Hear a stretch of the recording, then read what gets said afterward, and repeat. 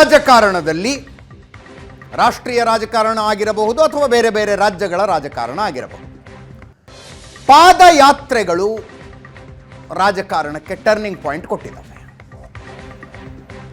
ದೇಶದ ಉದಾಹರಣೆ ಇದೆ, ಕರ್ನಾಟಕದ ಉದಾಹರಣೆ ಇದೆ.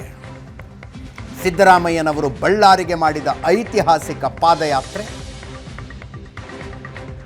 ದೊಡ್ಡ ತಿರುವೊಂದನ್ನು ಕೊಡ್ತು ರಾಜಕಾರಣಕ್ಕೆ. ಈಗ ಅದೇ ರಾಜಕೀಯ ಮಾಡುವ ಪ್ಲಾನ್ನಲ್ಲಿ ಬಿಜೆಪಿಯವರಿದ್ದಾರೆ. ಮೂಡಾ ಹಗರಣವನ್ನು ನೆಪವಾಗಿಟ್ಕೊಂಡು ಸಿದ್ದರಾಮಯ್ಯನವರ ಹೆಸರು ತಳಕು ಹಾಕಿಕೊಂಡಿರುವ ಪ್ರಕರಣ ಇದು.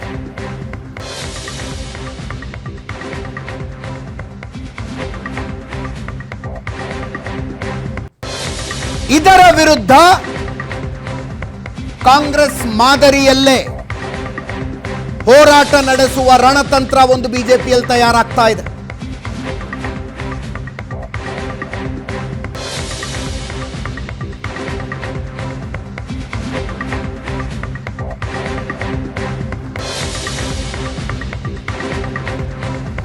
ಮೇಕೆದಾಟು ಪಾದಯಾತ್ರೆ, ಬಳ್ಳಾರಿ ಪಾದಯಾತ್ರೆ ಮಾದರಿಯಲ್ಲಿ ಮೂಡಾ ಹಗರಣದ ವಿರುದ್ಧ ಮುಖ್ಯಮಂತ್ರಿಗಳ ತವರು ಜಿಲ್ಲೆಗೆ ಪಾದಯಾತ್ರೆಯ ಪ್ಲಾನ್ ಇದು.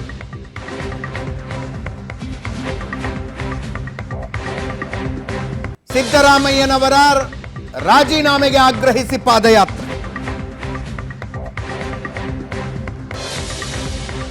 ಬಿಜೆಪಿಯಲ್ಲಾಗಲೇ ಪ್ರಾಥಮಿಕ ಚರ್ಚೆಗಳು ಮುಗಿದಿದ್ದಾವೆ ಇದರ ಬಗ್ಗೆ. ಅಧಿವೇಶನ ಮುಗಿತಾ ಇದ್ದಂತೆ ಪಾದಯಾತ್ರೆ ಮಾಡಿಬಿಡೋಣ ಅಂತ ಚರ್ಚೆಯಾಗಿದೆ. ರಾಜ್ಯಾಧ್ಯಕ್ಷ ವಿಜಯೇಂದ್ರರ ನೇತೃತ್ವದಲ್ಲಿ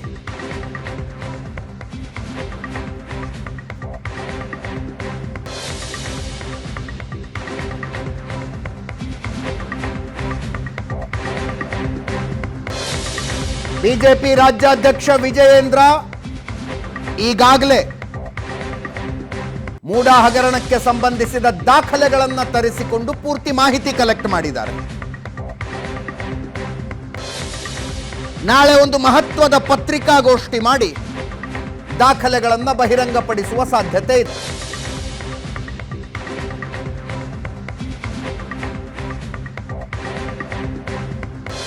ಪಾದಯಾತ್ರೆಗಿಂತ ಮುಂಚೆ ಒಂದು ಕಾರ್ ರ್ಯಾಲಿ ನಡೆಯುತ್ತೆ.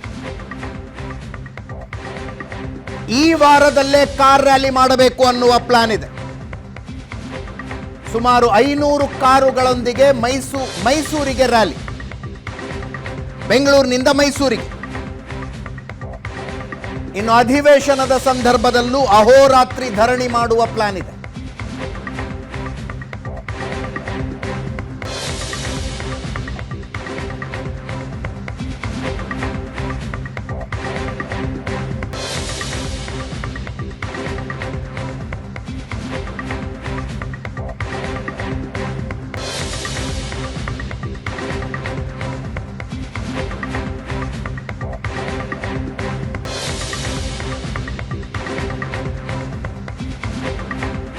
ಮತ್ತೊಂದು ಪಾದಯಾತ್ರೆಯ ಪಾಲಿಟಿಕ್ಸ್ಗೆ ಕರ್ನಾಟಕ ಸಾಕ್ಷಿಯಾಗುವ ಸಾಧ್ಯತೆ.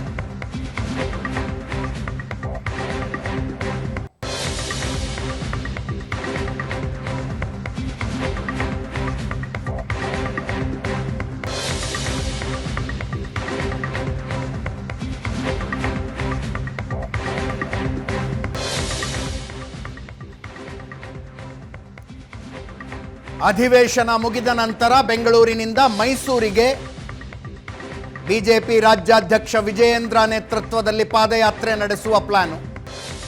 ಅದಕ್ಕಿಂತ ಮುಂಚೆ ಸಾಧ್ಯ ಆದರೆ ಇದೇ ವಾರದಲ್ಲಿ ಮೈಸೂರಿಗೆ ಕಾರ್ ರ್ಯಾಲಿ ಮಾಡ್ತಾರೆ.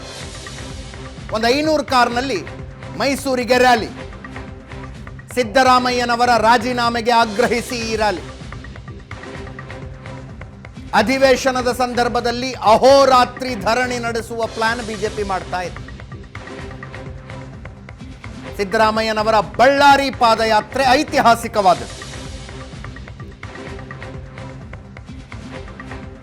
ಅಕ್ರಮ ಗಣಿಗಾರಿಕೆಯ ವಿರುದ್ಧ, ಅದರಲ್ಲೂ ವಿಶೇಷವಾಗಿ ಜನಾರ್ದನ್ ರೆಡ್ಡಿ ಮತ್ತು ಟೀಮ್ ವಿರುದ್ಧ 2010ರಲ್ಲಿ ಆಗ ವಿಪಕ್ಷ ನಾಯಕರಾಗಿದ್ದ ಸಿದ್ದರಾಮಯ್ಯನವರು ಬೆಂಗಳೂರಿನಿಂದ ಬಳ್ಳಾರಿಯ ತನಕ ಪಾದಯಾತ್ರೆ ಮಾಡುತ್ತೆ.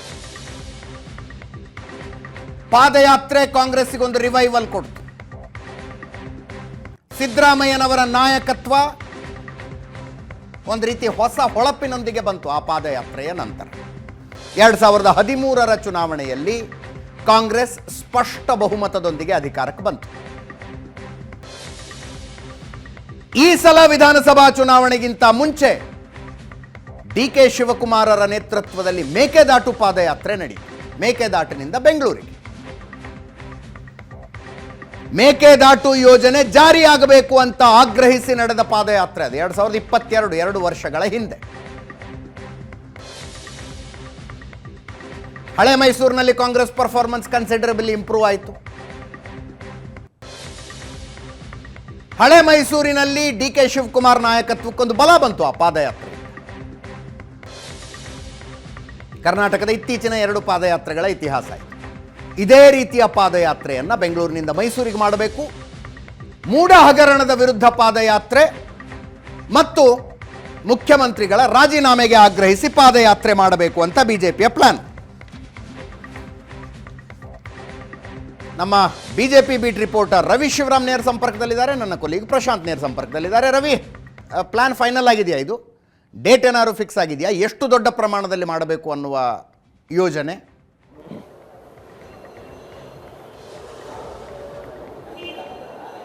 ಅಜಿತ್, ಮುಡ ಹಗರಣದ ವಿಚಾರಕ್ಕೆ ಸಂಬಂಧಪಟ್ಟಂತೆ ಈಗಾಗಲೇ ಬಿಜೆಪಿ ನಾಯಕರುಗಳು ಪ್ರತಿದಿನವೂ ಪತ್ರಿಕಾಗೋಷ್ಠಿ ಇರಬಹುದು, ಹೇಳಿಕೆಗಳನ್ನು ಕೊಡ್ತಾ ಇದ್ದಾರೆ. ಆದರೆ ಅದು ಒಂದು ಹಂತದಲ್ಲಿ ಪೀಕ್ಗೆ ಹೋದಂತೆ ಕಾಣ್ತಾ ಇರಲಿಲ್ಲ.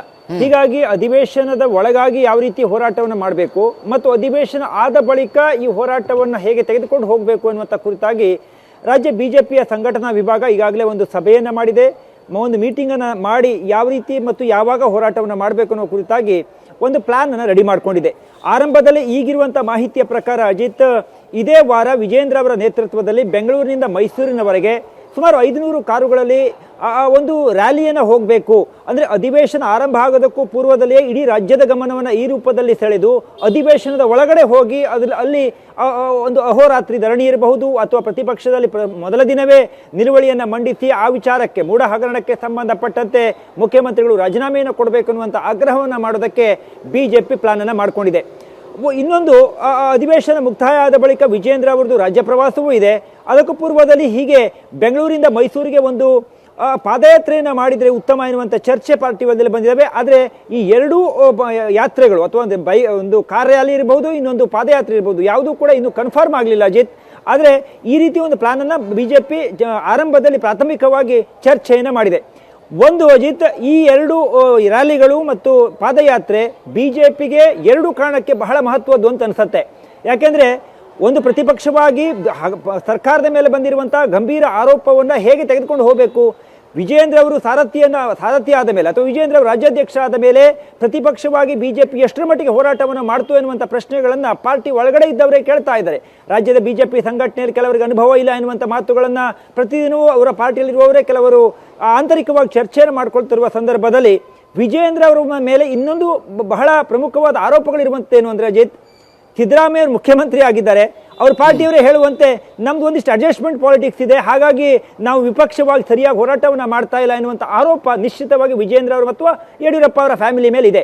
ಹೀಗಾಗಿ ವಿಜೇಂದ್ರ ಅವರು ಈಗ ರಾಜ್ಯಾಧ್ಯಕ್ಷರಾಗಿರುವ ಸಂದರ್ಭದಲ್ಲಿ ಸಿದ್ದರಾಮಯ್ಯ ಅವರ ತವರೂರಿನಲ್ಲಿ ಆಗಿರುವಂಥ ಹಗರಣ, ಸಿದ್ದರಾಮಯ್ಯ ಮೇಲೆ ಬಂದಿರುವಂಥ ಹಗರಣ, ಅದನ್ನು ಒಬ್ಬ ವಿಪಕ್ಷವಾಗಿ ವಿಜೇಂದ್ರ ಅವರು ಯಾವ ರೀತಿ ತೆಗೆದುಕೊಂಡು ಹೋದರು, ಅದನ್ನು ವಿರೋಧ ಪಕ್ಷ ಹಿಡಿದುಕೊಂಡು ಅವರನ್ನು ಹೇಗೆ ಪ್ರಶ್ನೆ ಮಾಡಿದ್ರು ಎನ್ನುವಂಥದ್ದು ವಿಜೇಂದ್ರ ಅವರಿಗೆ ಪಾರ್ಟಿ ದೃಷ್ಟಿಯಿಂದಲೂ ಅಷ್ಟೇ ಮುಖ್ಯ ಮತ್ತು ವೈಯಕ್ತಿಕವಾಗಿಯೂ ಕೂಡ ಅಷ್ಟೇ ಇಂಪಾರ್ಟೆಂಟ್ ಅಂತ ಅನಿಸುತ್ತೆ. ಹೀಗಾಗಿ 2 ಕಾರಣಗಳಿಗಾಗಿ, ಒಂದು, ಆರಂಭದಲ್ಲಿ ಅಜಿತ್ ಕೆಲವೊಂದಿಷ್ಟು ವಿಚಾರಗಳಿಗೆ ರಾಜ್ಯ ಸರ್ಕಾರ ತೆಗೆದುಕೊಂಡಂತಹ ಅನೇಕ ನಿರ್ಧಾರಗಳ ಬಗ್ಗೆ ಬಿಜೆಪಿ ಹೋರಾಟವನ್ನು ಮಾಡ್ತಾ ಇತ್ತು.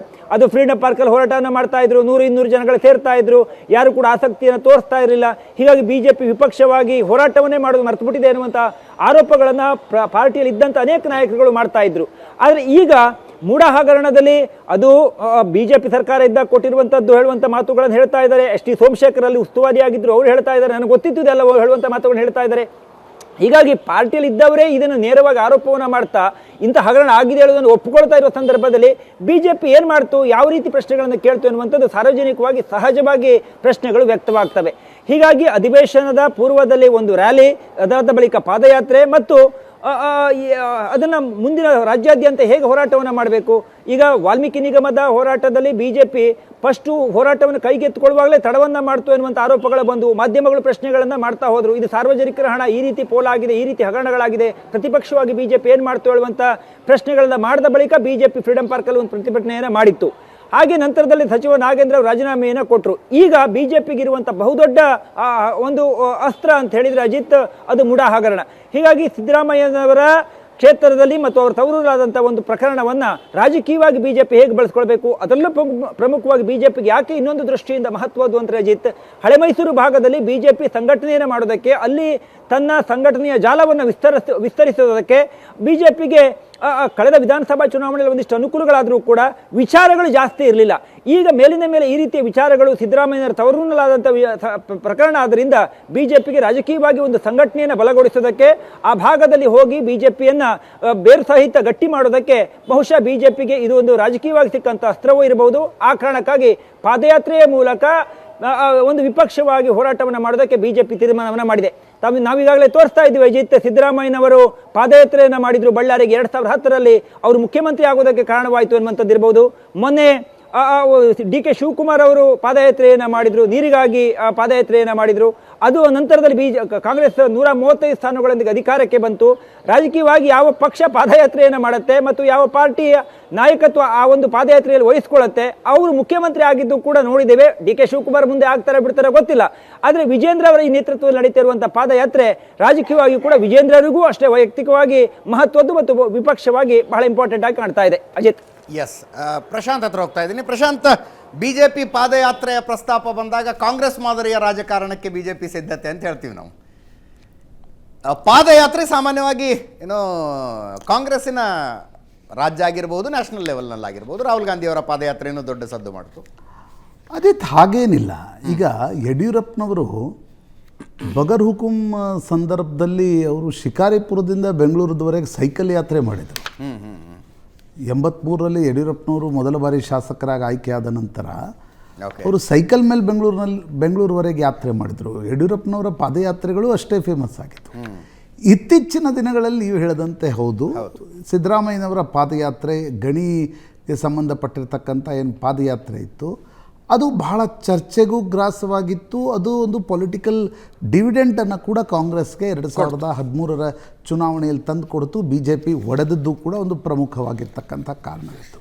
ನೋಡಿ, ಅದು ಪಾದಯಾತ್ರೆ ಇರಲಿ, ಅದು ಕಾರ್ ಯಾತ್ರೆ ಇರಲಿ, ಅದು ರಥಯಾತ್ರೆ ಇರಲಿ, ಎಲ್ಲವೂ ಕೂಡ ಮುಖ್ಯ ಏನು, ನೀವು ಸರ್ಕಾರದಲ್ಲಿದ್ದಾಗ ತುಂಬ ಜನರ ಜೊತೆ ನಿಮ್ಮದು ಎಷ್ಟು ಸಂಬಂಧ ಇರುತ್ತೆ ಅನ್ನೋದಕ್ಕಿಂತ ಆಡಳಿತದತ್ತ ಜಾಸ್ತಿ ನಿಮ್ಮದು ಫೋಕಸ್ ಇರುತ್ತೆ.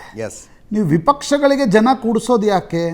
ನೀವು ವಿಪಕ್ಷಗಳ ಸಮಸ್ಯೆಯನ್ನು ಸರಿಯಾಗಿ ಅರ್ಥ ಮಾಡಿಕೊಳ್ಳಿ, ಜನರ ಸಮಸ್ಯೆಯನ್ನು ಸರಿಯಾಗಿ ಅರ್ಥ ಮಾಡಿಕೊಳ್ಳಿ, ಜನ ಏನು ಹೇಳ್ತಾರೆ ಅನ್ನೋದನ್ನು ಕೇಳಿಸ್ಕೊಳ್ಳಿ, ಭೌಗೋಳಿಕ ಅಧ್ಯಯನ ಮಾಡಿ, ಅಲ್ಲಿನ ಸಮಸ್ಯೆಗಳ ಅಧ್ಯಯನವನ್ನು ಮಾಡಿ, ಜನರನ್ನು ಸಂಘಟಿಸಿ ಮತ್ತೆ ಅಧಿಕಾರಕ್ಕೆ ಬನ್ನಿ ಅಂತಕ್ಕಂಥದ್ದು.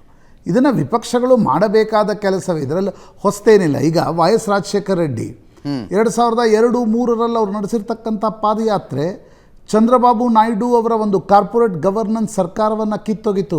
ವೈ.ಎಸ್. ರಾಜಶೇಖರ ರೆಡ್ಡಿ ತುಂಬ ಜನಪ್ರಿಯ ನಾಯಕರಾಗಿ ಅವಿಭಜಿತ ಆಂಧ್ರದ ಮುಖ್ಯಮಂತ್ರಿಯಾಗಿ ಬಂದರು. ನಂತರ ಅವರ ಪುತ್ರ ಜಗನ್ ಒಡರಪ್ಪು ಯಾತ್ರೆಯನ್ನು ಏನು ನಡೆಸಿದ್ರು, ಅವರ ತಂದೆ ತೀರಿಕೊಂಡ ನಂತರ ಸೋನಿಯಾ ಗಾಂಧಿಯವರ ವಿರೋಧವಿತ್ತು ಆ ಒಡರಪ್ಪು ಯಾತ್ರೆಗೆ. ಜಗನ್ ಹೊರಗಡೆ ಬರಬೇಕಾಯ್ತು. ಆದರೆ ಜಗನ್ ನಡೆಸಿರ್ತಕ್ಕಂಥ ಒಡರಪ್ಪು ಯಾತ್ರೆ ಅವರ ಒಂದು ಲೆಜಿಟಿಮಸಿ ಆಸ್ ಎ ಪೊಲಿಟಿಷಿಯನ್ ಅಂತಕ್ಕಂಥದ್ದನ್ನು ಪ್ರೂವ್ ಮಾಡ್ತು. ಚಂದ್ರಶೇಖರ್ 83 ಚಂದ್ರಶೇಖರರ ಭಾರತ್ ಜೋಡೋ ಯಾತ್ರೆ ಏನಿತ್ತು ಅದು ಇಷ್ಟೊಂದು ಮೀಡಿಯಾ ಗ್ಲೇಜ್ನಲ್ಲಿ ನಡೆದಿರಲಿಲ್ಲ, ಆದರೆ ಅದು ಭಾಳ ಫೇಮಸ್ ಆಗಿತ್ತು.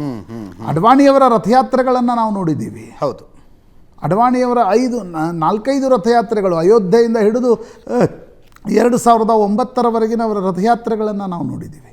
ಹೀಗಾಗಿ ಈ ರೀತಿಯ ರಥಯಾತ್ರೆಗಳು, ಈ ರೀತಿಯ ಇದು ಜನಾಂದೋಲನ ಕಟ್ಟುವ ಪರಿ ಏನಿದೆ, ಇದು ಯಾವುದೇ ವಿಪಕ್ಷ ಮಾಡಬೇಕಾಗಿರ್ತಕ್ಕಂಥ ಕೆಲಸ.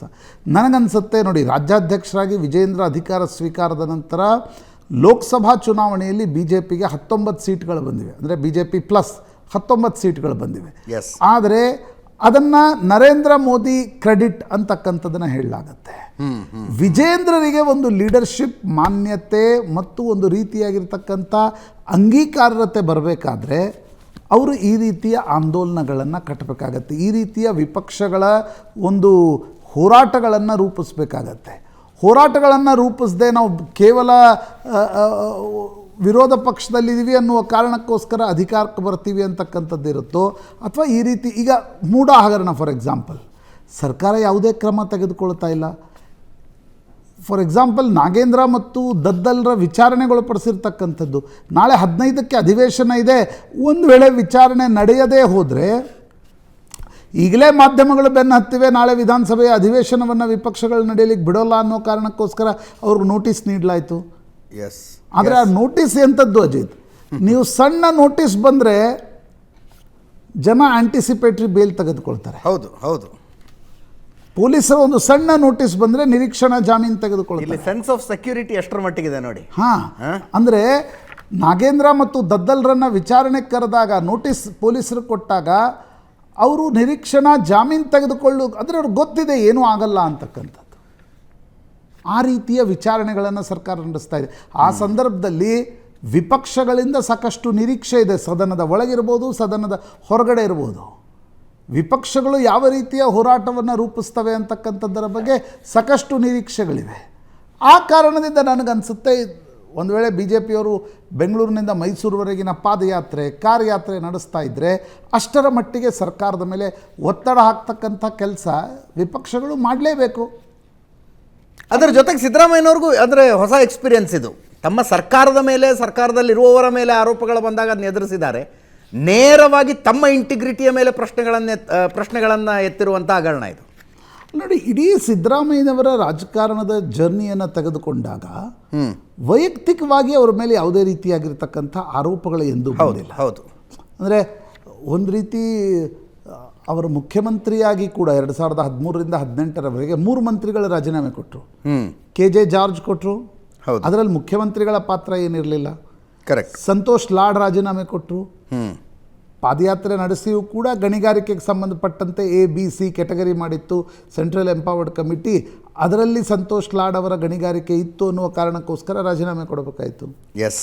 ಇನ್ನೊಂದು ಹುಲ್ಲಪ್ಪ ಮೆಟ್ಟಿ ರಾಜೀನಾಮೆ ಕೊಟ್ಟರು. ಅದರಲ್ಲಿ ಸಿದ್ದರಾಮಯ್ಯನವ್ರ ಪಾತ್ರ ಏನಿರಲಿಲ್ಲ, ವೈಯಕ್ತಿಕವಾಗಿರ್ತಕ್ಕಂಥ ಪ್ರಕರಣ. ಹೌದು. ಆದರೆ ಈಗ 2 ಪ್ರಕರಣಗಳು, ಒಂದು ನಾಗೇಂದ್ರ ಮತ್ತು ದದ್ದಲ್ರ ವಿಚಾರಣೆಗೂ ಕೂಡ ಒಳಪಡಿಸದ ಸರ್ಕಾರದ ಕ್ರಮ, SITಯ ಕ್ರಮ. ಈಗ ಅದನ್ನು ತಡವಾಗಿ 22-23 ದಿನಗಳ ಆದ ನಂತರ ವಿಚಾರಣೆ ನಡೆಸ್ತಾ ಇರತಕ್ಕಂಥದ್ದು. ನೋ ಡೌಟ್ ಇದರಲ್ಲಿ ಸರ್ಕಾರದ ಉನ್ನತ ಮಟ್ಟದ ವ್ಯಕ್ತಿಗಳ ಒತ್ತಡ ಇಲ್ಲದೆ, ಇಂಟರ್ಫಿಯರೆನ್ಸ್ ಇಲ್ಲದೆ ಈ ರೀತಿ ನಡೆಯಲ್ಲ ಅಂತಕ್ಕಂಥದ್ದು. ಅದು ನೇರವಾಗಿ ಸಿದ್ದರಾಮಯ್ಯನವ್ರ ಮೇಲೆ ಬರುತ್ತೆ.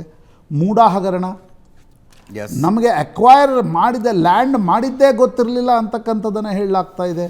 ನಾವೇನು ಅರ್ಜಿ ಕೊಟ್ಟಿದ್ವಾ, ಕಮಿಷನರ್ ಕೊಟ್ಟರು, ಆಗ ನೀವು ವಿರೋಧ ಪಕ್ಷದ ನಾಯಕರಿದ್ರಿ, ಅವ್ರು ಹೇಗೆ ಕೊಟ್ಟರು? ಹೌದು, ಇವೆಲ್ಲವೂ ಪ್ರಶ್ನೆ ಬರುತ್ತೆ.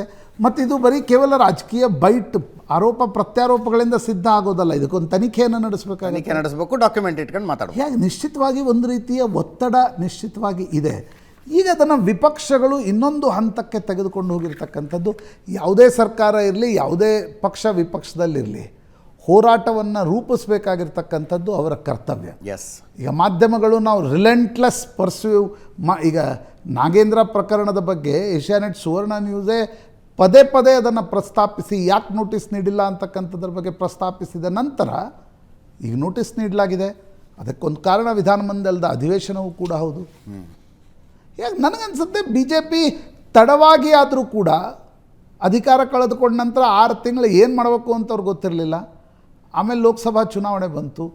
ಈಗ 2028ರ ತಯಾರಿಗೋಸ್ಕರವಾದರೂ ಸರಿ ನಿಧಾನವಾಗಿ ಮೈ ಚಳಿ ಏನದು ಮೈ ಕೊಡವಿಕೊಂಡು ಪಾದಯಾತ್ರೆ ನಿರ್ಧಾರಕ್ಕೆ ಬಂದಂಗಿದೆ. ಅದು ಇಂಪ್ಲಿಮೆಂಟ್ ಆಗಲಿ, ನೋಡೋಣ ಇಂಪ್ಲಿಮೆಂಟ್ ಆಗಲಿ. Let's see. ಉಪಚುನಾವಣೆಗಳು ಬರ್ತಾ ಇದ್ದಾವೆ. 3 ಜನ ಶಾಸಕರು ಲೋಕಸಭಾ ಚುನಾವಣೆಗೆ ನಿಂತು ಗೆದ್ದಿದ್ದಾರೆ. ಒಬ್ಬ ವಿಧಾನ ಪರಿಷತ್ ಸದಸ್ಯ. ಒಟ್ಟು 4 ಉಪಚುನಾವಣೆಗಳು. ಅವುಗಳ ಪೈಕಿ ಅತಿ ಹೆಚ್ಚು ಕುತೂಹಲ ಅಂತಿದ್ರೆ ಅದು ಚನ್ನಪಟ್ಟಣಕ್ಕೆ. ಮಾಜಿ ಮುಖ್ಯಮಂತ್ರಿ ಕುಮಾರಸ್ವಾಮಿ ಅವರು ವಿಧಾನಸಭಾ ಚುನಾವಣೆಯನ್ನು ಗೆದ್ದಿದ್ದ ಕ್ಷೇತ್ರ. ಅವರು ಮಂಡ್ಯದಿಂದ ಲೋಕಸಭಾ ಚುನಾವಣೆಯನ್ನು ಗೆದ್ದಿದ್ದರಿಂದ ರಾಜೀನಾಮೆ ಕೊಟ್ಟಿದ್ದಾರೆ. ಉಪಚುನಾವಣೆ ಬರ್ತಾ ಇದೆ. ಬೆಂಗಳೂರು ಗ್ರಾಮೀಣ ಲೋಕಸಭಾ ಕ್ಷೇತ್ರದಲ್ಲಿ DK ಸುರೇಶ್ ಸೋತ ನಂತರ ರಾಜಕೀಯವಾಗಿ ಏಟು ತಿಂದಿರುವ ಡಿ ಕೆ ಶಿವಕುಮಾರ್ ತಮ್ಮ ತಾಕತ್ತನ್ನು ಚನ್ನಪಟ್ಟಣ ಉಪಚುನಾವಣೆಯಲ್ಲಿ ತೋರಿಸಬೇಕಾಗಿದೆ. ಚನ್ನಪಟ್ಟಣವನ್ನು ಗೆದ್ದುಕೊಳ್ಳುವ ಮೂಲಕ ಟೈಗರ್ ಅಭಿ ಜಿಂದಾ ಹೈ ಅಂತ ತೋರಿಸ್ಬೇಕು. ಅದಕ್ಕೆ ಹಲವು ತಂತ್ರಗಳು. ಮತ್ತೆ ಮತ್ತೆ ಚನ್ನಪಟ್ಟಣಕ್ಕೆ ಭೇಟಿ ಕೊಡ್ತಾ ಇದ್ದಾರೆ, ಚನ್ನಪಟ್ಟಣದ ಜನರನ್ನು ಮಾತಾಡಿಸ್ತಾ ಇದ್ದಾರೆ. ಅಭಿವೃದ್ಧಿಯ ದೊಡ್ಡ ಪರ್ವವೊಂದು ಇಲ್ಲಿ ಆರಂಭವಾಗಬೇಕಾಗಿದೆ ಅಂತಿದ್ದಾರೆ. ಅದರ ಜೊತೆಗೆ ಈ ಹಿಂದೆ ಡಿ ಕೆ ಶಿವಕುಮಾರ್ ಅವರ ಮನಸ್ಸಿನಲ್ಲಿದ್ದ ಇನ್ನೊಂದು ಯೋಜನೆ ಜಾರಿಗೆ ಬರುವ ಸಮಯ ಬಂದಿದೆ ಅಂತ ಅನ್ನಿಸ್ತಾ ಇದೆ. ಕುಮಾರಸ್ವಾಮಿ ಅವರು ಮುಖ್ಯಮಂತ್ರಿಯಾಗಿದ್ದಾಗ ರಾಮನಗರ ಜಿಲ್ಲೆ ರಚನೆ ಮಾಡಿದ್ರು. ರಾಮನಗರ ಜಿಲ್ಲೆ, ಅದಕ್ಕೆ ಮರುನಾಮಕರಣ ಮಾಡಿ ಬೆಂಗಳೂರು ದಕ್ಷಿಣ ಜಿಲ್ಲೆ ಅಂತ ಕರೀಬೇಕು ಅನ್ನೋದು ಡಿ ಕೆ ಶಿವಕುಮಾರ್ ಅವರ ಆಲೋಚನೆ. ಮರುನಾಮಕರಣ, ಹೆಸರು ಬದಲಾವಣೆ.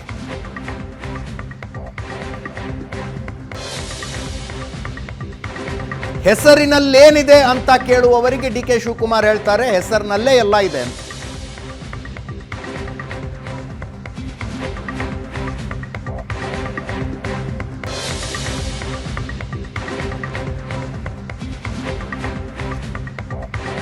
ಹೆಸರು ಬದಲಾವಣೆ ಮಾಡಿದರೆ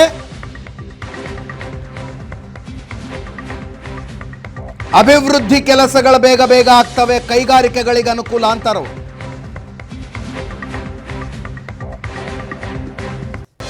ಈ ಹಿಂದೆನೆ ಹೇಳಿದ್ರು ಜನರಿಗೆ, ಎಕರೆಗಟ್ಟಲೆ ಭೂಮಿ ಮಾರಬೇಡಿ, ಸ್ಕ್ವೇರ್ ಫೀಟ್ ಲೆಕ್ಕದಲ್ಲಿ ಮಾರುವ ಕಾಲ ಒಂದು ಬರುತ್ತೆ ಅಂದಿದ್ರು.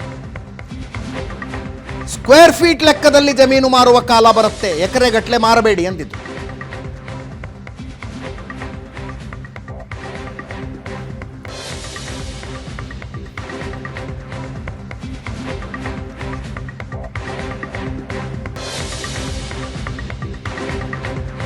ಈಗ ಮುಖ್ಯಮಂತ್ರಿಗಳಿಗೆ ಪತ್ರ ಬರೆದಿದ್ದಾರೆ. ರಾಮನಗರ ಜಿಲ್ಲೆಯ ಹೆಸರನ್ನ ಬೆಂಗಳೂರು ದಕ್ಷಿಣ ಜಿಲ್ಲೆ ಅಂತ ಮರುನಾಮಕರಣ ಮಾಡಿ ಮುಖ್ಯಮಂತ್ರಿಗೆ ತಗೊಂಡೋಗಿ ಪತ್ರ ಕೊಟ್ಟಿದ್ದಾರೆ. ರಾಮನಗರ, ಚನ್ನಪಟ್ಟಣ, ಮಾಗಡಿ ಅನೇಕ ಮುಖಂಡರುಗಳ ಜೊತೆ.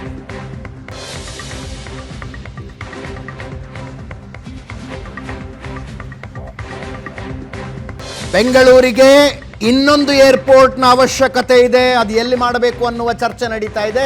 ಡಿ ಕೆ ಶಿವಕುಮಾರ್ ಅವರು ಹೇಳ್ತಾರೆ 2030 ಏರ್ಪೋರ್ಟು ಇಲ್ಲೇ ಬರುತ್ತೆ ಅಂತ.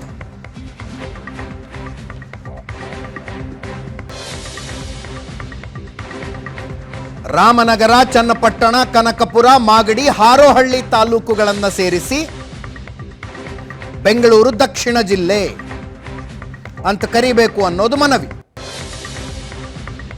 ರಾಮನಗರದ ಶಾಸಕ ಇಕ್ಬಾಲ್ ಹುಸೇನ್ ಕೂಡ ಮಾತಾಡಿದ್ದಾರೆ. ನಾವು ಮೂಲತಃ ಬೆಂಗಳೂರು ಜಿಲ್ಲೆಯವರು, ಹಿಂದೆ ಬೆಂಗಳೂರು ಜಿಲ್ಲೆಯಲ್ಲೇ ಇದ್ವಿ, ಮಧ್ಯೆ ಯಾರೋ ಬಂದು ಇದನ್ನು ರಾಮನಗರ ಅಂತ ಮಾಡಿದ್ರು. ಆದರೆ ಇದಕ್ಕೆ ಬೇಕಾದ ಮೂಲ ಸೌಕರ್ಯ ಕೊಡಲಿಲ್ಲ. ನಾವು ಮತ್ತೆ ಬೆಂಗಳೂರು ದಕ್ಷಿಣ ಮಾಡಿ ಅಂತ ಮನವಿ ಮಾಡಿಕೊಳ್ತಾ ಇದ್ದೀವಿ. ಕ್ಯಾಬಿನೆಟ್ನಲ್ಲಿಟ್ಟು ಚರ್ಚೆ ಮಾಡಿ ಮುಖ್ಯಮಂತ್ರಿಗಳ ತೀರ್ಮಾನ ಮಾಡ್ತಾರೆ, ಶೀಘ್ರದಲ್ಲೇ ಹೆಸರು ಘೋಷಣೆ ಆಗುತ್ತೆ ಅಂದ್ರು. ಕೇಳಿಸ್ಕೊಳ್ಳಿ, ಡಿ ಕೆ ಶಿವಕುಮಾರ್ ಹೇಳಿದ್ದು ಮತ್ತು ಇಕ್ಬಾಲ್ ಹುಸೇನ್ ಹೇಳಿದ್ದು. ನಾವೆಲ್ಲ ಬೆಂಗಳೂರು ಜಿಲ್ಲೆಯವರು, ಬೆಂಗಳೂರು ನಗರ ಇಂದ ಹಿಡಿದು ದೊಡ್ಡಬಳ್ಳಾಪುರ, ದೇವನಹಳ್ಳಿ, ಹೊಸಕೋಟೆ, ರಾಮನಗರ, ಚನ್ನಪಟ್ಟಣ, ಕನಕಪುರ, ಮಾಗಡಿ ನಮ್ಮದೆಲ್ಲ ಬೆಂಗಳೂರು ಜಿಲ್ಲೆಯವರು. ಸೊ ತಾಂತ್ರಿಕವಾಗಿ ಕೆಲವು ಆಡಳಿತ ದೃಷ್ಟಿಯಿಂದ ಅದನ್ನು ಬದಲಾವಣೆಯನ್ನು ಹಿಂದೆ ಬೆಂಗಳೂರು ಗ್ರಾಮಾಂತರ ಅಂತಾಯಿತು, ಬೆಂಗಳೂರು ನಗರ ಜಿಲ್ಲೆ ಅಂತಾಯಿತು. ಸೊ ಆಮೇಲೆ ಒಂದು ಭಾಗನ ತೆಗೆದುಕೊಂಡು ರಾಮನಗರ ಜಿಲ್ಲೆ ಅಂತ ಮಾಡಿದ್ರು. ಇವತ್ತು ರಾಮನಗರ ಜಿಲ್ಲೆ ಏನಾಗಿತ್ತು, ರಾಮನಗರ ಆ ಜಿಲ್ಲೆ ಏನಿದೆ ಆ ಜಿಲ್ಲೆ ಹಾಗೇ ಇರ್ತದೆ. ರಾಮನಗರ ಜಿಲ್ಲೆ ಏನು ಬದಲಾವಣೆ ಮಾಡೋದಿಲ್ಲ. ರಾಮನಗರ ಹೆಡ್ ಕ್ವಾರ್ಟರ್ಸಲ್ಲೇ ಇರ್ತದೆ. ಏನು ಒಂದು ಹೆಸರಿತ್ತು, ಆ ಹೆಸರನ್ನ ಉಳಿಸ್ಕೊಳ್ಬೇಕು ಅಂತೇಳಿ ನಮ್ಮ ಜಿಲ್ಲೆಯ ಎಲ್ಲ ನಾಯಕರುಗಳೆಲ್ಲ ಕೂತ್ಕೊಂಡು ಚರ್ಚೆ ಮಾಡಿ ಇವತ್ತು ಮುಖ್ಯಮಂತ್ರಿಗಳಿಗೆ ಅವರು ಒಂದು ರೆಪ್ರೆಸೆಂಟೇಷನ್ ಕೊಟ್ಟಿದ್ದಾರೆ. ನನ್ನ ಮುಖಂಡತ್ವದಲ್ಲಿ ಹೋಗಿ ರೆಪ್ರೆಸೆಂಟೇಷನ್ ನಮ್ಮ ರಾಮನಗರದ, ಚನ್ನಪಟ್ಟಣ, ಮಾಗಡಿ, ಕನಕಪುರದವರು ಎಲ್ಲ ಸೇರಿ ಕೊಟ್ಟಿದ್ದಾರೆ. ರಾಮನಗರದ ಹೆಡ್ ಕ್ವಾರ್ಟರ್ಸಲ್ಲಿ ಬೆಂಗಳೂರು ದಕ್ಷಿಣ ಜಿಲ್ಲೆ ಮಾಡಬೇಕು ಅಂತ ಹೇಳಿದ್ದಾರೆ. ಯಾಕೆಂದರೆ ಮುಂದಕ್ಕೆ ಬೆಂಗಳೂರು ದಕ್ಷಿಣ ಜಿಲ್ಲೆ ಅಂತ ಅದು ಬೆಳೆದ್ರೆ ಮುಂದಕ್ಕೆ ಅದು ಮಾಗಡಿಗೆ, ಚನ್ನಪಟ್ಟಣಕ್ಕೆ, ರಾಮನಗರಕ್ಕೆ, ಕನಕಪುರಕ್ಕೆಲ್ಲ ಅನುಕೂಲ ಆಗ್ತದೆ. ಹೊಸ ಜಿಲ್ಲೆ ಮಾಡೋಕ್ಕೆ ಹೋಗ್ತಾ ಇಲ್ಲ. ಇರೋ ಜಿಲ್ಲೆನೇ ನಾವು ರಾಮನಗರ, ಚನ್ನಪಟ್ಟಣ, ಕನಕಪುರ, ಮಾಗಡಿ, ಹಾರೋಹಳ್ಳಿ ಈಗಿರೋಂಥ 5 ತಾಲೂಕುಗಳು ಇದು ಬೆಂಗಳೂರು ದಕ್ಷಿಣ ಜಿಲ್ಲೆ ಮಾಡಬೇಕು ಅಂಥೇಳಿ ನಾವು DK ಶಿವಕುಮಾರ್ ಅವರು, DK ಸುರೇಶ್ ಅವರು, ನಾನು ಮುಖಂಡಗಳೆಲ್ಲರೂ ಈ ಜಿಲ್ಲೆಯವರೇನೆ. ನಮಗೆ ಈ ಜಿಲ್ಲೆ, ನಮ್ಮ ಜಿಲ್ಲೆ ಪರಿಸ್ಥಿತಿ ನಮ್ಗೆ ಗೊತ್ತು. ಜಿಲ್ಲೆಯಾದ್ಯಂತ ಆಗುವಂಥ ಕೆಲಸ ಮೂಲಭೂತ ಸೌಕರ್ಯಗಳು ಆಗಿಲ್ಲ. ಈ ಜಿಲ್ಲೆ ಆಗಿ ನಾವೆಲ್ಲೂ ಯಾವತ್ತೂ ನಾವು ನೋಡೋಕೆ ಆಗ್ತಾಯಿಲ್ಲ. ನಾವೆಲ್ಲರೂ ಬೆಂಗಳೂರು ಜಿಲ್ಲೆಯವರು ಅಂತ ಹೇಳ್ಕೊತಾ ಇದ್ದೀವಿ. ಮೊದಲು ಮಧ್ಯ ಯಾವುದೋ ಒಂದು ಕಾರಣಕ್ಕೋಸ್ಕರ ಯಾರಿಗೋಸ್ಕರವಾಗಿ ಅವರು ಜಿಲ್ಲೆಯನ್ನು ಮಾಡಿದ್ರು, ಹೆಸರಿಗೋಸ್ಕರ ಮಾತ್ರ. ಇದು ಕಾರ್ಯಗತ ಆಗಲಿಲ್ಲ. ಅದಕ್ಕೋಸ್ಕರ ಇವತ್ತು ಬೆಂಗಳೂರು ಜಿಲ್ಲೆನ ನಾವು ಬೆಂಗಳೂರು ಜಿಲ್ಲೆಯವರಂತ ನಾವು ಮಾಡ್ಕೊಳ್ತಾ ಇದ್ದೀವಿ. ಈ ಹೆಮ್ಮೆಯಿಂದ ನಾವು ಬೆಂಗಳೂರು ಜಿಲ್ಲೆಯವರಂತ ಹೇಳ್ಕೊಳ್ಳೋಕ್ಕೆ ನಾವಿವತ್ತು ಸರ್ಕಾರಕ್ಕೆ, ನಮ್ಮ ನಾಯಕರಾದಂಥ DK ಶಿವಕುಮಾರ್ ಅವರ ನೇತೃತ್ವದಲ್ಲಿ ಮಾನ್ಯ ಮುಖ್ಯಮಂತ್ರಿ ಸಿದ್ದರಾಮಯ್ಯ ಸಾಹೇಬರಿಗೆ ಇವತ್ತು ನಾವು ಮನವಿಯನ್ನು ಕೊಟ್ಟಿದ್ದೀವಿ. ಮಾಡ್ತಾರೆ. CM ಅವರು ಯಾವತ್ತೂ ಅಭಿವೃದ್ಧಿ ಕೆಲಸದ ಬಗ್ಗೆ ಚಿಂತನೆ ಮಾಡ್ತಾರೆ ಹೊರತು ವಿನಾಕಾರಣ ಚರ್ಚೆಗೆ ಅವ್ರು ಯಾವತ್ತೂ ಕೂಡ ಆಸ್ಪದ ಕೊಟ್ಟವರು ಅಂತ ಅಲ್ಲ. ಅವರು ನಮ್ಮ ಮನವಿಗೆ ಹೋಗ್ಬಿಟ್ಟು ನಮಗೆ ಈ ಜಿಲ್ಲೆನ ಬೆಂಗಳೂರು ಗ್ರಾಮಾಂತರ, ಬೆಂಗಳೂರು ಜಿಲ್ಲೆನ ದಕ್ಷಿಣ ಜಿಲ್ಲೆ ಮಾಡ್ತಾ ಇದ್ದಾರೆ. ನಮ್ಮ 4 ತಾಲೂಕು, 5 ತಾಲೂಕು, ಹಾರೋಹಳ್ಳಿ ಸೇರಿಸಿ 5 ತಾಲೂಕು ಬೆಂಗಳೂರು ದಕ್ಷಿಣ ಜಿಲ್ಲೆ ನಾವು ಮಾಡ್ತೀವಿ. ಈ ಹೆಸರು ಬದಲಾವಣೆ ಪ್ರಸ್ತಾಪಕ್ಕೆ ವಿಪಕ್ಷಗಳ ಪ್ರತಿಕ್ರಿಯೆ ಹೇಗಿದೆ? ಅಶ್ವತ್ಥ ನಾರಾಯಣ್, ಮಾಜಿ ಸಚಿವ ಅಶ್ವತ್ಥ ನಾರಾಯಣ್ ಇದನ್ನ ನೆಕ್ಸ್ಟ್ ಲೆವೆಲ್ಗೆ ತಗೊಂಡೋಗಿದ್ದಾರೆ. ರಾಮನ ಹೆಸರೇ ಬದಲು ಮಾಡೋದಕ್ಕೆ ಹೊರಟಿದ್ದಾರೆ ಇವರು ಅಂತ. ತುಷ್ಟೀಕರಣ ಇದು. ದುಡ್ಡು ಜಾಸ್ತಿ ಸಿಗುತ್ತೆ ಅಂದ್ರೆ ಅಪ್ಪನ ಹೆಸರನ್ನು ಬದಲಾಯಿಸುವವರಿವರು. ಯಾವ ಕಾರಣಕ್ಕೂ ರಾಮನಗರದ ಹೆಸರು ಬದಲಾಯಿಸೋದಕ್ಕೆ ನಾವು ಬಿಡೋದಿಲ್ಲ. ಸ್ಥಳೀಯರ ಒಪ್ಪಿಗೆ ಕೂಡ ಇದಕ್ಕಿಲ್ಲ ಅಂದ್ರು.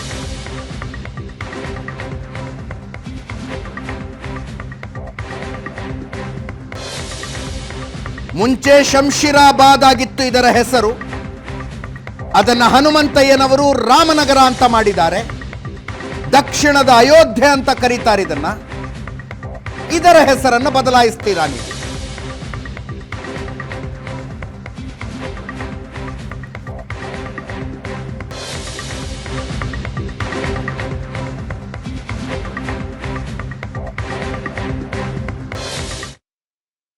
ನಮ್ಮೆಲ್ಲ ರಾಮನಗರ ಜಿಲ್ಲೆಯ ಜನತೆ, ಇಡೀ ರಾಜ್ಯದ ಜನತೆಯ ಭಾವನೆಗೆ ವಿರುದ್ಧವಾಗಿದೆ. ಇವತ್ತೇನು ರಾಮನಗರ ಅಂತ ಈಗಾಗಲೇ ನಾಮಕರಣ ಆಗಿ ಹಲವಾರು ವರ್ಷ ಆಗಿದೆ. ಇವರ ಒಂದು ಇವತ್ತೇನು ಜಸ್ಟಿಫಿಕೇಶನ್, ಏನು ಕಾರಣಗಳು ಕೊಡ್ತಾ ಇದ್ದಾರೆ, ರಿಯಲ್ ಎಸ್ಟೇಟ್ ಹಣ ಜಾಸ್ತಿ ಆಗುತ್ತೆ, ಹಣ ಬೆಲೆ ಜಾಸ್ತಿ ಆಗುತ್ತೆ ಅನ್ನುವಂಥದ್ದನ್ನ ಕಾರಣ ಕೊಡ್ತಾ ಇದ್ದಾರೆ. ಯಾವ ಒಂದು ರಾಮನಗರ ಜಿಲ್ಲೆಗೆ ಏನನ್ನೂ ಅಭಿವೃದ್ಧಿಯನ್ನು ಮಾಡದೆ, ಕೆಂಗಲ್ ಹನುಮಂತಯ್ಯನವರ ಒಂದು ಅವಧಿಯಲ್ಲಿ ಶಂಷಾರಾಬಾದ್ ಅನ್ನುವಂಥ ಹೆಸರಿತ್ತು. ಅದರಿಂದ ರಾಮನಗರ ಅಂತ ನಾಮಕರಣ ಆಗಿ ಶ್ರೀರಾಮನವರು ರಾಮದೇವರ ಬೆಟ್ಟದಲ್ಲಿ ರಾಮ ದೇವಸ್ಥಾನವನ್ನು ದಕ್ಷಿಣ ಭಾರತದ ಅಯೋಧ್ಯ ಅನ್ನೋದನ್ನ ನಾಮಕರಣವನ್ನು ಮಾಡಿ ಬಹಳಷ್ಟು ಭಾವನಾತ್ಮಕವಾಗಿ ರಾಮನಗರ ಅಂತ ನಾಮಕರಣ ಆಗಿರುವಂಥದ್ದಿದೆ. ಮುಖ್ಯಮಂತ್ರಿಗಳಾದಂಥ ಒಂದು ಅವಧಿಯಲ್ಲಿ ಕುಮಾರಸ್ವಾಮಿ ಅವರ ಅವಧಿಯಲ್ಲಿ ಇದನ್ನು ರಾಮನಗರ ಜಿಲ್ಲೆಯಾಗಿ ನಿರ್ಮಾಣ ಆಯಿತು. ಇನ್ನೊಂದು ಕಡೆ ದೊಡ್ಡ ಸಾಧನೆ ಮಾಡಿದವರಾಗೆ ನಾಮಕರಣ ಮಾಡೋದೇ ದೊಡ್ಡ ಸಾಧನೆ ಇವ್ರದ್ದು. ತುಷ್ಟೀಕರಣದ ರಾಜಕಾರಣ. ಇಲ್ಲಿ ರಾಮ ಅನ್ನುವಂಥದ್ದು ಎಲ್ಲ ಒಂದು ಕಡೆ ಕಾಂಗ್ರೆಸ್ ಅವರಿಗೆ ರಾಮನ ಹೆಸರು ಹೇಳೋದಕ್ಕೇ ರಾಮ ಮಂದಿರದಿಂದ ಹಿಡಿದು ರಾಮನಗರ ಜಿಲ್ಲೆ ಇರೋದನ್ನು ಇವ್ರಿಗೆ ಸಹಿಸ್ಕೊಳಕ್ಕಾಗ್ತಿಲ್ಲ. ಇವರೇನು ಅಂದರೆ ಯಾರು ಬೇಕಾದ್ರೂ ಅಪ್ಪನ ಹೆಸರನ್ನು ಬದಲಾಯಿಸ್ಕೋತೀವಿ, ದುಡ್ಡು ಜಾಸ್ತಿ ಸಿಗುತ್ತೆ ಅಂದರೆ ಅಪ್ಪನ ಹೆಸರು ಬದಲಾಯಿಸ್ಕೋತೀವಿ ಅಂದಂಗೆ ಆಯ್ತದೆ. ಅಥವಾ ದುಡ್ಡು ಜಾಸ್ತಿ ಕೊಟ್ಟರೆ ನನ್ನ ಹೆಸರು ಬದಲಾಯಿಸ್ಕೋತೀನಿ, ನಾನು ಜೀಸಸ್ ಬಾಬಾ, ಮೊಹಮ್ಮದ್ ಬಾಬಾ, ಯಾವ ಬಾಬಾ ಬೇಕಾದ್ರೆ ಆಗ್ತೀನಿ ಅನ್ನೋಂಥ ರೀತಿಯಲ್ಲಿ ಇವತ್ತು ಹಣಕ್ಕೂ ಏನು ಬೇಕಾದ್ರೆ ಮಾಡ್ಕೋತೀನಿ ಅನ್ನೋಂಥ ಈ ಮನಸ್ಥಿತಿಯಲ್ಲಿ ಇವ್ರು ಮಾಡಕ್ಕೆ ಕೊಟ್ಟಿರೋದು. ಇವ್ರು ಏನು ಬೇಕಾದ್ರೆ ಮಾಡ್ಕೋಬೋದು, ಜನ ರೆಡಿ ಇಲ್ಲ. ರಾಮನಗರ ಹೆಸರು ಬದಲಾಯಿಸಲಿಕ್ಕೆ ಖಂಡಿತ ರಾಮನಗರ ಜಿಲ್ಲೆ ಮತ್ತು ಇಡೀ ಕರ್ನಾಟಕದ ಜನ, ಇಡೀ ಭಾರತದ ಜನನೂ ಇದಕ್ಕೆ ಒಪ್ಪಲ್ಲ. ನೋಡಿ, ಜನಶಕ್ತಿ ಮುಂದೆ ಇವ್ರು ಯಾರೇನಿದೆ, ಜನಶಕ್ತಿ, ಜನರ ಭಾವನೆ ಮುಂದೆ ಇಡೀ ಇವ್ರ ಸರ್ಕಾರನೇ ಅಲ್ಲಾಡೋಗೋಯ್ತದೆ ಅಷ್ಟೇ. ರಾಮನ ಹೆಸರಿನಲ್ಲಿ ಇವತ್ತು ಇಡೀ ದೇಶದಲ್ಲೇ ರಾಮ ಮಂದಿರ ನಿರ್ಮಾಣ ಮಾಡ್ಲಿಕ್ಕೆ ಅಡ್ಡ ಮಾಡಿದವ್ರೆ ಇಡೀ ಸರ್ಕಾರನೇ ಕಾಂಗ್ರೆಸ್ ಮನೆಗೆ ಹೋಗಿದೆ. ಜಿಲ್ಲೆಯಿಂದ ಎಲ್ಲರೂ ಕಾಲ್ ಮಾಡ್ತಿದ್ರು, ಏನು ಹಿಂಗೆ ಮಾಡಕ್ಕೆ ಕೊಟ್ಟವ್ರೆ, ನಾವು ಒಪ್ಪಲ್ಲ. ಇವತ್ತು ರಾಮನಗರ ಜಿಲ್ಲೆಯಲ್ಲೂ ಇವತ್ತು ಸಂಪೂರ್ಣ ಪ್ರತಿಭಟಿಸ್ಲಿಕ್ಕೆ ರೆಡಿಯಾಗಿದ್ದಾರೆ. ಇವ್ರು ಏನು ಪ್ರಯತ್ನ, ಕ್ಯಾಬಿನೆಟ್ ಜನ ಕೊಟ್ಟಿದ್ದ ಅಧಿಕಾರನೇ ತಾನೇ, ಇವ್ರು ಕ್ಯಾಬಿನೆಟ್ನಲ್ಲಿ ಕೂತ್ಕೊಳ್ಳೋಕ್ಕೆ ಕೊಟ್ಟಿರೋ ಜನನೇ ಅಧಿಕಾರ, ಅದು ಜನನೇ ಪಾಠ ಕಲಿಸ್ಲಿಕ್ಕೆ ಹೊರಡಿತಾರೆ. ನಾವು ರಾಜಕೀಯ ಪಕ್ಷವಾಗೂ ಜನರ ಭಾವನೆಯನ್ನು ಗೌರವಿಸುವಂಥದ್ದು ನಾವು ಭಾರತೀಯ ಜನತಾ ಪಾರ್ಟಿ. ರಾಮನಗರದ ಹೆಸರನ್ನು, ರಾಮನಗರ ಜಿಲ್ಲೆಯ ಹೆಸರನ್ನು ಬೆಂಗಳೂರು ದಕ್ಷಿಣ ಜಿಲ್ಲೆಯನ್ನಾಗಿ ಬದಲಾಯಿಸಬೇಕು ಅನ್ನುವ ಈ ಪ್ರಯತ್ನಕ್ಕೆ ನಿಖಿಲ್ ಕುಮಾರಸ್ವಾಮಿ ಮಾತಾಡಿದ್ದಾರೆ. ಗ್ರೇಟರ್ ಬೆಂಗಳೂರು, ಬೆಂಗಳೂರನ್ನ ಹಂಗೆ ಮಾಡ್ತೀವಿ ಹಿಂಗೆ ಮಾಡ್ತೀವಿ ಅಂದ್ರಲ್ಲ, ಏನಾಯಿತು? ಯಾವ ರೀತಿ ಬೆಂಗಳೂರು ಅಭಿವೃದ್ಧಿ ದೃಷ್ಟಿಯಲ್ಲಿ ಹಣ ದೋಚ್ತಾ ಇದ್ದಾರೆ, ಜನಸಾಮಾನ್ಯರ ಹೊಟ್ಟೆ ಮೇಲೆ ಹೊಡಿತಿದ್ದಾರೆ ಅನ್ನೋದು ಸ್ಪಷ್ಟವಾಗಿದೆ. 2007ರಲ್ಲಿ ಕುಮಾರಣ್ಣ ರಾಮನಗರ ಜಿಲ್ಲೆಯಾಗಿ ಘೋಷಣೆ ಮಾಡಿದ್ರು. ಇದು ಇತಿಹಾಸ. ಅದರ ನಂತರ ಜಿಲ್ಲೆಯಲ್ಲಿ ಆದ ಅಭಿವೃದ್ಧಿ, ಜಿಲ್ಲೆಯ ಜನತೆಗೆ ಈ ವಿಚಾರದಲ್ಲಿ ಅಸಮಾಧಾನ ಇಲ್ಲ. ಅಂದರೆ ರಾಮನಗರ ಜಿಲ್ಲೆ ಅಂತ ಕುಮಾರಸ್ವಾಮಿ ಅವರು ರಚಿಸಿದ ಮೇಲೆ ಸಾಕಷ್ಟು ಅಭಿವೃದ್ಧಿಯಾಗಿದೆ ಅಂತ. ಈಗಷ್ಟೇ ಕುಮಾರಸ್ವಾಮಿ ಅವರು ಕೂಡ ಮಾತಾಡಿದ್ದಾರೆ. ಕುಮಾರಸ್ವಾಮಿ ಅವರು ಮಾಡೋದು ಮಾಡ್ರಿ, ಇದನ್ನೇನು ಮಾಡ್ತೀರಿ ಅನ್ನೋ ಅರ್ಥದಲ್ಲಿದೆ ಅವರ ಹೇಳಿಕೆ. ಹೆಸರು ಬದಲಾವಣೆ ಮಾಡಿದ್ರೆ ಏನಾಗುತ್ತೆ? ಮೊದಲು ಅಭಿವೃದ್ಧಿ ಮಾಡಿ. ರಾಮನಗರ ಮಾಡಿದ್ದ ಉದ್ದೇಶ ಆ ವ್ಯಕ್ತಿಗೆ ಏನು ಗೊತ್ತಿದೆ? ರಾಮನ ಹೆಸರು ಇರೋದು ಒಂದು ಭಾಗ, ರಾಮನಗರಕ್ಕೆ ಅದರದೇ ಆದ ಇತಿಹಾಸ ಇದೆ. ರಾಮನಗರದ ಹೆಸರಿನಲ್ಲಿ ರಾಮ ಇದ್ದಾನೆ. ಜಿಲ್ಲೆಯ ಹೆಸರು ಬದಲಾವಣೆ ಮಾಡಿದ್ರೆ ಭೂಮಿಯ ಬೆಲೆ ಜಾಸ್ತಿ ಆಗುತ್ತೆ ಅಂತಿದ್ದಾರೆ. ಇವರು ಈಗಾಗಲೇ ಯಾವ್ಯಾವುದರ ಬೆಲೆ ಜಾಸ್ತಿ ಮಾಡಿದ್ದಾರೆ ಅನ್ನೋದನ್ನು ನೋಡ್ಕೊಳ್ಳಿ ಎಂದು ನಿಖಿಲ್ ಮತ್ತು ಕುಮಾರಸ್ವಾಮಿ ಇಬ್ಬರು ಹೇಳಿಕೆಗಳನ್ನು. ಭಾಳ ದಿವಸದಿಂದ ಇವರು ಹೊಸ ಸರ್ಕಾರ ರಚನೆ ಆದ ದಿನದಿಂದ ರಾಮನಗರ ಜಿಲ್ಲಾ ಹೆಸರನ್ನ ಬದಲಾವಣೆ ಮಾಡ್ತೀನಿ ಅಂತಕ್ಕಂಥ ಛಲದಿಂದ ಹೊರಟಿದ್ದಾರೆ, ಹಠದಿಂದ. ಅದರಿಂದ ಏನು ಸಾಧನೆ ಮಾಡಲಿಕ್ಕೆ ಹೊರಟಿದ್ದಾರೆ ಗೊತ್ತಿಲ್ಲ ನನಗೆ. ಈಗ ರಾಮನಗರ ಜಿಲ್ಲೆಯನ್ನು ಈಗ ಬೆಂಗಳೂರು ದಕ್ಷಿಣ ಅಂತಕ್ಕಂಥದ್ದು ಮಾಡಬೇಕು ಅಂತ ಇವತ್ತೇನು ಮನವಿ ಕೊಟ್ಟಿದ್ದಾರೆ ಜಿಲ್ಲಾ ಉಸ್ತುವಾರಿ ಸಚಿವರು, ನಮ್ಮ ಉಪಮುಖ್ಯಮಂತ್ರಿಗಳು ಮತ್ತು ರಾಮನಗರದ ಶಾಸಕರು, ರಾಮನಗರದ ಮಾಜಿ ಶಾಸಕರು, ವಿಧಾನ ಪರಿಷತ್ ಸದಸ್ಯರುಗಳಿಗೆ ಹಲವಾರು ಜನಪ್ರತಿನಿಧಿಗಳನ್ನು ಒಳಗೊಂಡಂತೆ ಇವತ್ತೇನು ಮುಖ್ಯಮಂತ್ರಿಗಳನ್ನ ಭೇಟಿ ಮಾಡಿ ಕೊಟ್ಟಿದ್ದಾರೆ. ಪಾಪ ಮೊದಲಿಂದಲೂ ಅವ್ರು ಹೇಳಿದ್ದು ಕೇಳಿದ್ದೇನೆ. ಇವತ್ತು ಬೆಂಗಳೂರು ನಾವೆಲ್ಲ ವಂಶಸ್ಥರು, ಬೆಂಗಳೂರಿನ ವಂಶಸ್ಥರು, ಬೆಂಗಳೂರಿನ ಹೆಸರನ್ನ ನಾವು ಅಲ್ಲಿಗೆ ಸೇರಬೇಕಾಗಿದೆ.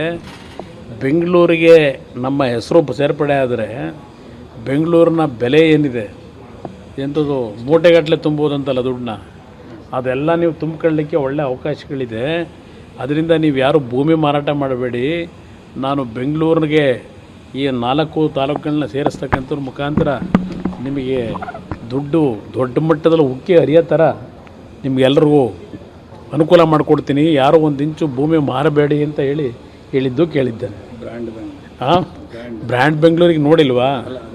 ಬ್ರ್ಯಾಂಡ್ ಬೆಂಗಳೂರು ಒಂದು ಭಾಗ. ಇವತ್ತು ಆ ರಾಮನಗರ ಜಿಲ್ಲೆಯನ್ನು ಮಾಡಿರ್ತಕ್ಕಂಥ ಉದ್ದೇಶ ಆ ವ್ಯಕ್ತಿಗೇನು ಗೊತ್ತಿದೆ, ಇಟ್ಟಿರ್ತಕ್ಕಂಥ ಹೆಸರೇನು? ರಾಮನಗರ ಸೆಂಟ್ರ್ ಪ್ಲೇಸ್ನಲ್ಲಿದೆ. ಚನ್ನಪಟ್ಟಣ, ಕನಕಪುರ, ಮಾಗಡಿ ಮಧ್ಯದಲ್ಲಿರ್ತಕ್ಕಂಥ ಒಂದು ಜಿಲ್ಲೆ. ಬೆಂಗಳೂರು ಅದೇನೋ ಬೆಂಗಳೂರನ್ನ ಹಂಗೆ ಮಾಡ್ತೀನಿ ಹಿಂಗೆ ಮಾಡ್ತೀನಿ ಅಂತ ಶುರು ಮಾಡಿದರು 15 ತಿಂಗಳಿಂದೆ. ಯಾವ್ಯಾವ ರೀತಿ ಇವತ್ತು ಬೆಂಗಳೂರು ಅಭಿವೃದ್ಧಿ ಹೆಸರಿನಲ್ಲಿ ಯಾವ್ಯಾವ ರೀತಿ ಹಣವನ್ನು ದೋಚ್ತಾ ಇದ್ದಾರೆ, ಯಾವ ರೀತಿ ಜನಸಾಮಾನ್ಯರ ಹೊಟ್ಟೆ ಮೇಲೆ ಹೊಡಿತಾ ಇದ್ದಾರೆ ಅಂತಕ್ಕಂಥದ್ದು ಸ್ಪಷ್ಟವಾಗಿ ಬಹಿರ ಆಗಿದೆ. ಇವತ್ತು 2007ರಲ್ಲಿ ಪ್ರಥಮವಾಗಿ ಮಾನ್ಯ ಕುಮಾರಣ್ಣ ಅವರು ಜಿಲ್ಲೆ ಘೋಷಣೆ ಮಾಡಿದಂಥದ್ದು ಒಂದು ಕಡೆ ರಾಮನಗರ, ಒಂದು ಕಡೆ ಚಿಕ್ಕಬಳ್ಳಾಪುರ, ಅದು ಇತಿಹಾಸ. ತದನಂತರ ಜಿಲ್ಲೆಯಲ್ಲಿ ಆಗಿರ್ತಕ್ಕಂಥ ಅಭಿವೃದ್ಧಿ ಇವತ್ತು ಜಿಲ್ಲೆ ಜನತೆಗೆ ಯಾವುದೇ ರೀತಿ ವಿಷಯವಾಗಿ ಸಮಾಧಾನ ಇಲ್ಲ ಅಂತಕ್ಕಂಥದ್ದು ನನ್ನ ಒಂದು ವೈಯಕ್ತಿಕ ಅಭಿಪ್ರಾಯ. ವಿಜಯಪುರದ ಸಂಸದ ರಮೇಶ್ ಜಿಗಜಿಣಗಿ ಸಿಟ್ಟಿಗೆದ್ದಿದ್ದಾರೆ. ಕಾರಣ ಸರಳವಾಗಿ ಅರ್ಥವಾಗುವಂಥದ್ದು, ತಮ್ಮನ್ನು ಮಿನಿಸ್ಟರ್ ಮಾಡಿಲ್ಲ ಅಂತ. ಸಚಿವ ಸ್ಥಾನ ಸಿಗದೇ ಇದ್ದಿದ್ದಕ್ಕೆ ಜನ ನನಗೆ ಥೂ ಅಂತ ಉಗಿದ್ರು. ಬಿಜೆಪಿ ಪಕ್ಷ ದಲಿತ ವಿರೋಧಿ ಅಂತ ಹೇಳಿದ್ರು. ಇಡೀ ದಕ್ಷಿಣ ಭಾರತದಲ್ಲಿ ನಾನು ಒಬ್ಬನೇ ದಲಿತ ಗೆದ್ದು ಬಂದಿದ್ದೀನಿ, 7 ಸಲ ಗೆದ್ದಿದ್ದೀನಿ, ಆದರೂ ಮಂತ್ರಿಗಿರಿ ಕೊಡಲಿಲ್ಲ. ದಲಿತರೇನು ಬಿಜೆಪಿಗೆ ಸಪೋರ್ಟ್ ಮಾಡಿಲ್ವಾ ಅಂತ.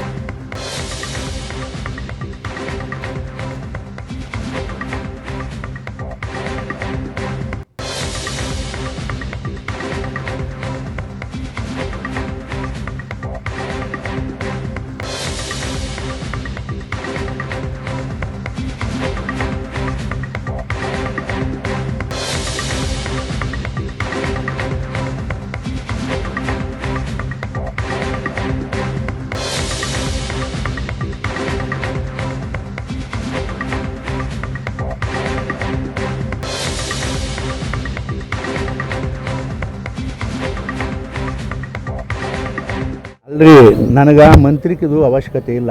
ನನಗೆ ಅವಶ್ಯಕತೆ ಇರೋದು ಜನರದು. ಆದರೆ ಜನ ಏನು ನಾವು ವಾಪಸ್ ಬಂದ ಮೇಲೆ ತೂ ಹಳಿ ಅಂತ ಉಳಿದ್ರು. ನಾವು ಮೊದಲೇ ಹೇಳಿದ್ದೆವು ನಿಮಗೆ ದಲಿತರು ವಿರೋಧಿ ಅದ, ಈ ಪಕ್ಷ ಸೇರಬಾರ್ದು ಅನ್ನೋದು. ಭಾಳ ಜನ ನಮ್ಮ ದಲಿತರು ನನ್ನ ಜೋಡಿ ವಾದ ಮಾಡಿದ್ರು.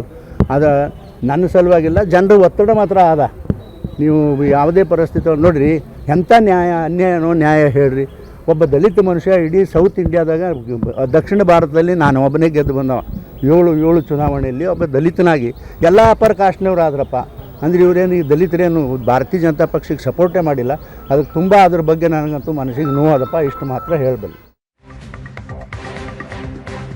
ಇಡೀ ದಕ್ಷಿಣ ಭಾರತದಲ್ಲಿ ನಾನು ಒಬ್ಬನೇ ಗೆದ್ದಿರೋದು ದಲಿತ ಅಂತ ಯಾವ ಲೆಕ್ಕಾಚಾರದಲ್ಲಿ ಹೇಳಿದ್ರು ಗೊತ್ತಿಲ್ಲ. ಚಿತ್ರದುರ್ಗದಲ್ಲಿ ಕಾರಜೋಳರು ಗೆದ್ದಿದ್ದಾರೆ. ಬಹುಶಃ 7 ಸಲ ಗೆದ್ದಿರುವ ದಲಿತ ನಾನು ಒಬ್ಬನೇ ಅನ್ನೋ ಲೆಕ್ಕಾಚಾರದಲ್ಲಿ ಹೇಳಿರ್ಬೇಕು. ಈ ಸಲ ಲೋಕಸಭಾ ಚುನಾವಣೆಯಲ್ಲಿ ವಯಸ್ಸಿನ ಕಾರಣಕ್ಕೆ ರಮೇಶ್ ಜಿಗಜಿಣಗಿ ಅವರಿಗೆ ಟಿಕೆಟ್ ಇಲ್ಲ ಅನ್ನೋ ಚರ್ಚೆ ಬಹಳ ಜೋರಾಗಿತ್ತು. ರಮೇಶ್ ಜಿಗಜಿಣಗಿ ಅವರಿಗೆ ಟಿಕೆಟ್ ಇಲ್ಲ, ಅವರ ಬದಲು ಕಾರಜೋಳರಿಗೆ ಅಲ್ಲೇ ಕೊಡ್ತಾರೆ, ವಿಜಯಪುರದಲ್ಲಿ ಕೊಡ್ತಾರೆ ಅಂತ. ಬಟ್ ರಮೇಶ್ ಜಿಗಜಿಣಗಿ ಅವರು ಕೊಡ್ಲಿ ಬಿಡ್ಲಿ ನಾನು ನಿಂತ್ಕೊಳ್ಳವಣೆ ಅಂತ ಹಠಕ್ಕೆ ಬಿದ್ದರು.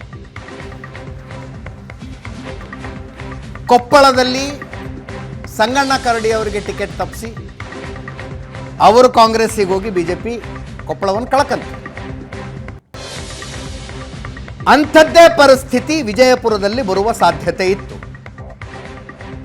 ಅಂತಿಮವಾಗಿ ಇದು ಲಾಸ್ಟು, ಮುಂದಿನ ಚುನಾವಣೆಗೆ ನೀವು ಟಿಕೆಟ್ ಕೇಳಬೇಡಿ ಅಂತ ಹೇಳಿ ರಮೇಶ್ ಜಿಗಜಿಣಗಿ ಅವರಿಗೆ ಟಿಕೆಟ್ ಕೊಟ್ಟರು, ಗೆದ್ದು ಬಂದಿದ್ದಾರೆ. ಈಗ ತಮ್ಮ ಅಸಮಾಧಾನವನ್ನು ಸ್ಪಷ್ಟ ಶಬ್ದಗಳಲ್ಲಿ ಹೇಳ್ಕೊಂಡಿದ್ದಾರೆ.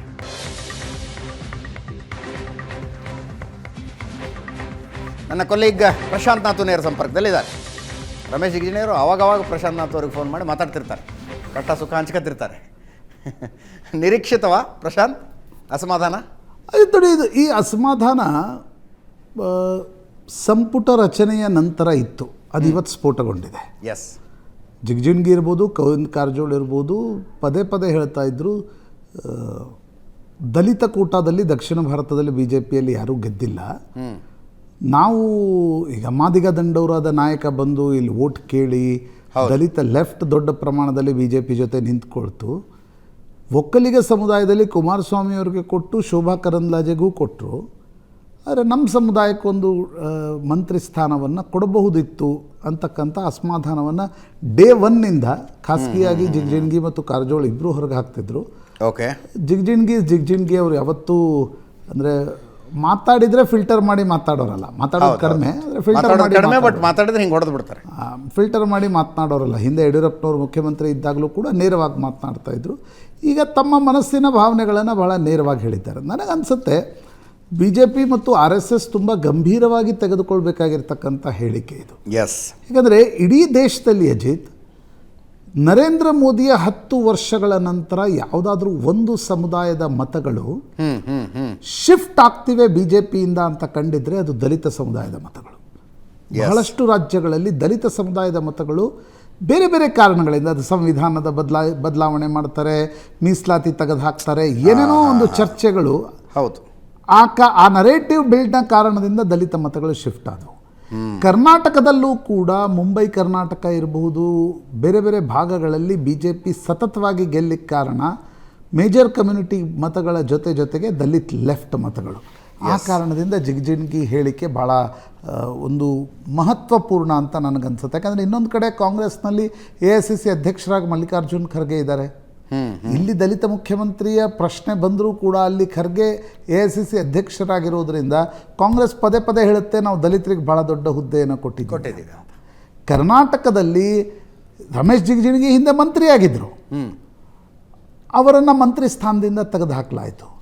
ಈ ಬಾರಿ ಟಿಕೆಟ್ ಕೊಡ್ತಾರೋ ಇಲ್ವೋ ಅನ್ನೋ ಚರ್ಚೆ ಇತ್ತು. ಆದರೆ ರಮೇಶ್ ಜಿಗಜಿಣಗಿ ಅವರನ್ನು ಪಕ್ಕಕ್ಕೆ ಸರಿಸಿ ರಾಜಕಾರಣ ವಿಜಯಪುರದಲ್ಲಿ ಮಾಡೋಕ್ಕಾಗಲ್ಲ ಅನ್ನೋ ಕಾರಣದಿಂದ ಬಿ ಜೆ ಪಿ ಅವ್ರಿಗೆ ಟಿಕೆಟ್ ಕೊಡ್ತು. ಗೋವಿಂದ ಕಾರಜೋಳರನ್ನ ಚಿತ್ರದುರ್ಗದಲ್ಲಿ ಅಕಾಮಿಡೇಟ್ ಮಾಡ್ತು. ಈಗ ಮಂತ್ರಿ ಯಾಕೆ ಮಾಡಿಲ್ಲ ಅನ್ನೋ ಪ್ರಶ್ನೆ ರಮೇಶ್ ಜಿಗಜಿಣಗಿ ಸಾರ್ವಜನಿಕವಾಗಿ ಕೇಳಿದಾಗ ಅದಕ್ಕೇನು ಉತ್ತರ ಕೊಡಬೇಕು? ನಾಳೆ ಜಿಲ್ಲಾ ಪಂಚಾಯತ್, ತಾಲೂಕು ಪಂಚಾಯತ್ ಚುನಾವಣೆಗಳಿವೆ. ಹೌದು, ಈ ರಮೇಶ್ ಜಿಗಜಿಣಗಿ ಅವರ ಹೇಳಿಕೆಯನ್ನು ಕಾಂಗ್ರೆಸ್ ನಾಳೆ ವಿಧಾನಸಭೆಯಲ್ಲೇ ಅಸ್ತ್ರವನ್ನಾಗಿ ಉಪಯೋಗಿಸುತ್ತೆ. ಕರೆಕ್ಟ್. ಆ ಸಂದರ್ಭದಲ್ಲಿ ಬಿ ಜೆ ಪಿಯ ಬಳಿ ಉತ್ತರ ಏನಿದೆ ಅಂತಕ್ಕಂಥ ಪ್ರಶ್ನೆ ಬರುತ್ತೆ. ನನಗನ್ಸುತ್ತೆ what could be the thought ಹೈಕಮಾಂಡ್ದು? ಕಳೆದ ಸಲ ನಾರಾಯಣ ಸ್ವಾಮಿ ಅವರಿದ್ದರು, ಅಂದರೆ ದಲಿತ ಕೋಟಾದಲ್ಲಿ ಕರ್ನಾಟಕದಿಂದ ಒಬ್ಬ ಸಚಿವರಾಗಿದ್ದರು. ಈ ಸಲ ದಲಿತರಿಲ್ಲ. ನನಗನ್ಸುತ್ತೆ ಮೊದಲ ಹಂತದಲ್ಲಿ ಕುಮಾರಸ್ವಾಮಿಯವರು ಕ್ಯಾಬಿನೆಟ್ ಕೊಡಬೇಕಾಗಿ ಬಂದಿದ್ದರಿಂದ ಸೋಮಣ್ಣ ಅವರಿಗೆ MOS ಕೊಡಬೇಕಾಯಿತು. ಪ್ರಹ್ಲಾದ್ ಜೋಶಿ ಅವ್ರನ್ನ ರಿಟೈನ್ ಮಾಡಬೇಕು ಅಂತಕ್ಕಂಥ ತೀರ್ಮಾನ ತೆಗೆದುಕೊಂಡ ನಂತರ ಉಳಿದಂಥದ್ದು ಅಂದರೆ ಕುಮಾರಸ್ವಾಮಿ, ಸೋಮಣ್ಣ, ಶೋಭಾ ಕರಂದ್ಲಾಜೆ ಅವರನ್ನು ಒಕ್ಕಲಿಗರು ಒಬ್ಬರು ಕುಮಾರಸ್ವಾಮಿ ಮಂತ್ರಿ ಮಾಡಿದ್ದಾರೆ, BJP ಕೋಟಾದಿಂದ ಮಾಡದೇ ಹೋದರೆ ಅಂತಕ್ಕಂಥ ಕಾರಣಕ್ಕೋಸ್ಕರವೋ ಮಹಿಳಾ ಕಾರಣಕ್ಕೋಸ್ಕರವೋ ಅವ್ರಿಗೆ ಕೊಡಬೇಕಾಗಿ ಬಂತು. ನ್ಯಾಚುರಲಿ OBC ಮತ್ತು SCಗಳಿಗೆ ಒಂದು ಕೊಡಬೇಕಿತ್ತು ಅಂತಕ್ಕಂಥ, ಯಾಕಂದರೆ ಒಂದು ವೋಟ್ ಬ್ಯಾಂಕ್ ಇದೆ. Vote bank is ಆಲ್ವೇ rainbow coalition. ಹೌದು. ನೀವು ಬರೀ ಒಕ್ಕಲಿಗರು ಲಿಂಗಾಯತರ ವೋಟ್ಗಳನ್ನು ಇಟ್ಕೊಂಡು ರಾಜಕಾರಣ ಮಾಡ್ತೀರಾ ಅಥವಾ ಹಿಂದುಳಿದ ವರ್ಗಗಳು ಮತ್ತು ದಲಿತರನ್ನು ಕೂಡ ಜೊತೆಗೆ ತೆಗೆದುಕೊಳ್ತೀರಾ ಅಂತಕ್ಕಂಥ ಪ್ರಶ್ನೆಯನ್ನು ರಮೇಶ್ ಜಿಗಜಿಣಗಿ ತುಂಬ ಸೂಚ್ಯವಾಗಿ ಕೇಳಿದ್ದಾರೆ.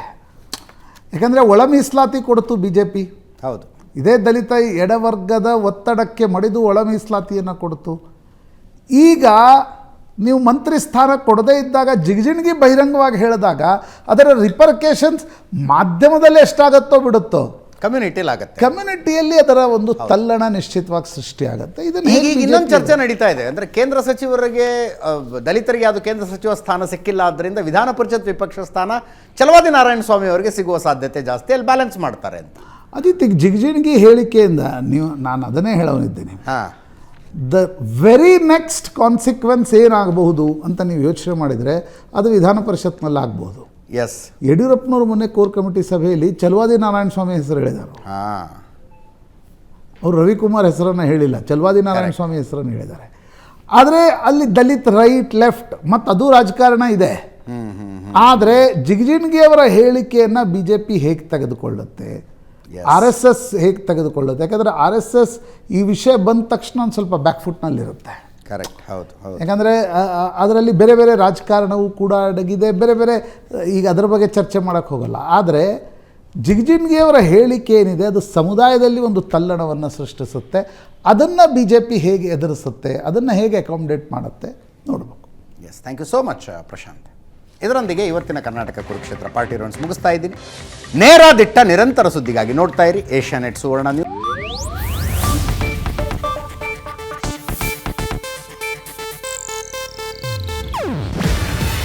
ಇದು ಏಷ್ಯಾನೆಟ್ ನ್ಯೂಸ್ ನೆಟ್ವರ್ಕ್ ಪ್ರಸ್ತುತಿ.